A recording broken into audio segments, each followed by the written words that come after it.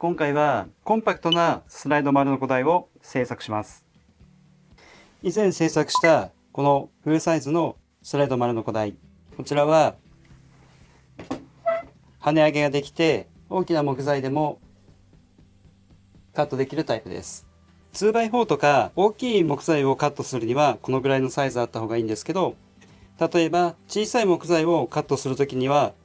ちょっと大掛かりだったりもします。今回のサイズは30センチ ×30 センチです。スライド丸の台を作る時の注意点は、まずこの安全カバーとレールの位置関係です。レールに安全カバーが接触していると不安定になります。安全カバーが完全にフリーの状態、レールに接触しない位置関係にする必要があります。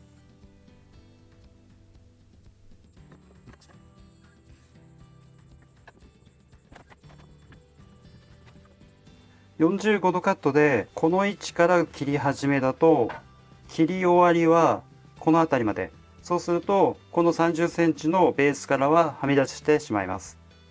ということはカット位置はこの30センチの幅のほぼ中央でカットすると、だいたいカット位置がここ。そうすると切り終わりでもベースの上に乗ってる状態になります。これで大体の位置関係を出します。本来はこの30センチの中で全てを収めたかったんですけど、実際丸のこのサイズが28センチぐらいなので、もうそんなに余裕がないんですよね。なるだけ安定したものを作ることを考えると、プラス5センチずつぐらいをレールとして作ろうかなと思います。